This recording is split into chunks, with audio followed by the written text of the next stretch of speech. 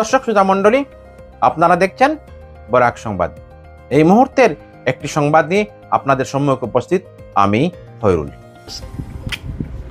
উন্নয়ন শুধু সাইনবোর্ড সর্বস্ব, বাস্তবে সনবিলের উন্নয়নের টাকা নিয়ে হরিল লুটের অভিযোগ স্থানীয়দের। মুখ্যমন্ত্রীর হস্তক্ষেপ চাইলেন জনগণ। করিমগঞ্জ জেলার রাতাবাড়ি তথা নবগঠিত রামকৃষ্ণনগর বিধানসভার কেন্দ্রের গৌরব সনবিলের উন্নয়ন কতটুকু হয়েছে? শুধুমাত্র ৬০০ কোটি টাকার উন্নয়নের জয়গান শুধু বিজ্ঞাপনে সীমাবদ্ধ? এই প্রশ্ন শুরু করেছেন খুদ সনবিল উপকূলের জনগণ। সনবিল উপকূলের লক্ষ লক্ষ টাকা ব্যয়ে নির্মিত প্রকল্পের উন্নয়নের অস্তিত্ব খুঁজে বেড়াচ্ছেন গ্রামের সাধারণ জনগণ। সনবিলে পঞ্চদশ অর্থ কমিশন ও এনজিএনডেগার কাজের তথ্যফলক জনসমক্ষে নেই। আছে কারো গোয়ালঘরে, আবার কারো রান্নাঘরে, এমনটাই অভিযোগ স্থানীয় সচেতন নাগরিক নরেশ দাসের। পরিবর্তনকামী ডবল ইঞ্জিন সরকারের আমলে রাতাবাড়ি তথা নবগঠিত রামকৃষ্ণনগর বিধানসভা কেন্দ্রের গামারি জিপির রাস্তাঘাট, শিক্ষা, স্বাস্থ্য এবং জনস্বাস্থ্য বিভাগ থেকে শুরু করে সব কয়টি বিভাগে মুক্তবলে পড়ে আছে বলে স্থানীয়দের অভিযোগ। একদিকে সরকার গ্রাম উন্নয়নের সাধারণ মানুষের জীবনযাত্রা ত্বরান্বিত করতে বিভিন্ন প্রকল্পের অধীনে কালি কালি টাকা বরাদ্দ করছে, অপরদিকে একাংশ দুর্নীতিপরায়ণ জনপ্রতিনিধি ও বিভাগীয় আমলাদের কারণে সরকারের সেই মহৎ প্রকল্পগুলো লুটের প্রকল্পে পরিণত হয়ে পড়েছে। এমন অভিযোগ উত্থাপন করে ক্ষোভ ব্যক্ত করেন গামারি জিপির ২ নং ওয়ার্ডের সন্তোষপুর গ্রামের একাংশ জনগণ। সংবাদ মাধ্যমের কাছে গ্রামের সচেতন নাগরিকদের পক্ষে নরেশ দাস জানান, বিধায়ক বিজয় মালাকার উপনির্বাচনে নির্বাচিত হওয়ার পরই গ্রামারিয়া জিপির আনাচে কানাচে বেশ কিছু প্রকল্প অর্থ বরাদ্দ হলেও বাস্তবে সেই প্রকল্পগুলো উদাও। আর কোথাও বা যদি গ্রামীণ এবং পূর্ত সড়ক এবং স্বাস্থ্যকেন্দ্র, জল জীবন মিশন, ডাস্টবিন, আরসিসি সেতু ইত্যাদি প্রকল্পের কাজ হলেও অনেক ক্ষেত্রে দেখা গেছে এই কাজ অর্ধসমাপ্ত অবস্থায় পড়ে আছে, কিন্তু কাগজে কলমে তা সম্পূর্ণ হয়ে গেছে বলে অভিযোগ করেন তিনি।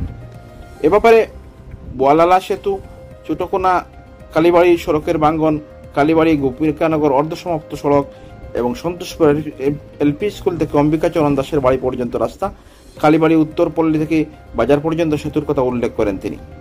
এলাকার জনগণের তরফে তিনি এ ব্যাপারে রাজ্যের মুখ্যমন্ত্রী ডক্টর হিমন্ত বিশ্ব শর্মা, স্থানীয় বিধায়ক বিজয় মালাকার এবং সাংসদ কৃপানাথ মালার দৃষ্টি আকর্ষণ করে তদন্তক্রমে বিহিত ব্যবস্থা গ্রহণের আদেশ জানিয়েছেন।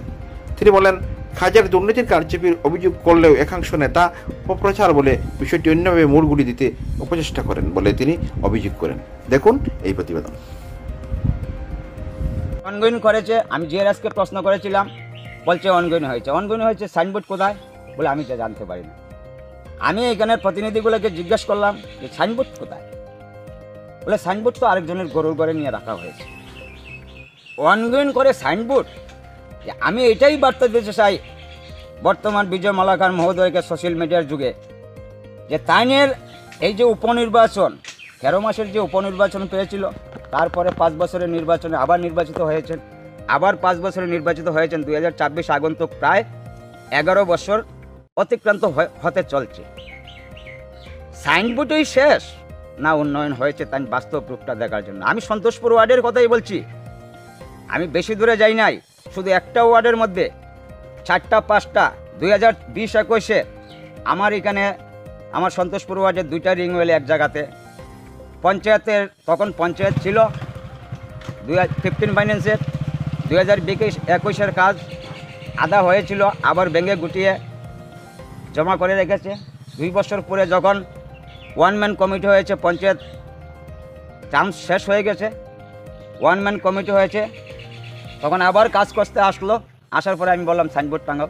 সাইনবোর্ড লাগিয়েছে 1 লক্ষ টাকার, অনারেবল এমএলএ বিজয় মালাকার, রামকৃষ্ণনগর কনস্টিটিউয়েন্সি। বেশ সুন্দর কথা, 1 লক্ষ টাকার কাজ হবে। কাজটি কোথায়? সাইনবোর্ডেই শুধু উন্নয়ন। আমি সন্তোষপুর ওয়ার্ডের কথা বলছি, বেশি দূরে যাই নাই। সাইনবোর্ডেই উন্নয়ন। কারণ 13 মাস প্রথম উপনির্বাচনে আমার পাশাল হেলিপ্যাড বানানোর নাম করে 27 লক্ষ টাকা বরাদ্দ করেছিল এনরেগার মারফতে। 3টি সাইনবোর্ডে 3টা পার্ট করে। আমার কাছে এই ফটোগ্রাফগুলো আছে। বাস্তবে কি হেলিপ্যাড হয়েছে? যদি হয়ে থাকে তো ভালো কথা, যদি না হয়ে থাকে তো টাকাগুলো গেল কোথায়? ইদানিং এই বর্ষা আসার আগে, প্রায় ফেব্রুয়ারি মার্চে হবে, 1,23,30,30,000 টাকা একটা ব্রিজ উদ্বোধন করে গিয়েছিল বিজয় মালাকার মহোদয়। সেই বৃষ্টি কোথায়? এই 1,23,30,000 টাকা কোথায়? সেই দিনও আমি স্টেটমেন্ট দিয়েছিলাম। অনেকগুলো বলছে কি আমি অপপ্রচার করি। যদি অপপ্রচার আমার অপপ্রচার হতে, বাস্তবে এই রূপগুলো দেখে নিন,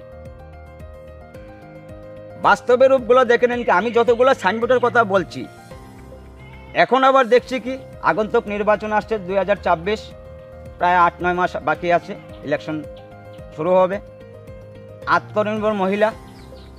আত্মনির্ভর মহিলার জন্য যে ঘরে বসে 2-4 টাকা রুজি করে হাত খরচা বের করবে, সুইং মেশিনগুলা বিজয় মালাকার নিজ খুদে হাতে তুলে দিচ্ছে। আমার ওয়ার্ডে, আমার সন্তোষপুর ওয়ার্ডে আজ থেকে 6-7 মাস আগে, গত পঞ্চায়েত নির্বাচনের 3-4 মাস আগে প্রায় 2-3টে মিটিং হয়েছে যে 10টা সেলাই মেশিন সন্তোষপুর ওয়ার্ডের জন্য বরাদ্দ হয়েছে। মেশিনগুলো কোথায়? কে পেয়েছে? কিন্তু আমি জিজ্ঞাসা করি, অনেকগুলো লোককে জিজ্ঞাসা করা, বলে না এগুলো তো বন্টন করা হয়নি। কেন বন্টন করা হয়নি? এইগুলা 10টি মেশিনে আসছে 11 জন 15 জন। দাবিদার 50 জন থাকতে পারে। একটি গ্রামের মধ্যে 50টা ফ্যামিলি, 150টা ফ্যামিলি, 150টা ফ্যামিলি থাকতে পারে।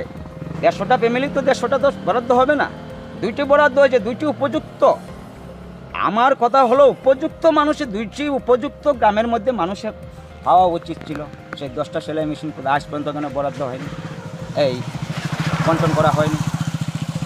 এই নিয়ে উন্নয়ন, এই যদি উন্নয়ন হয়, শুধু খালি সাইনবোর্ড আর সাইনবোর্ড, অনগোয়িং এবং লুট।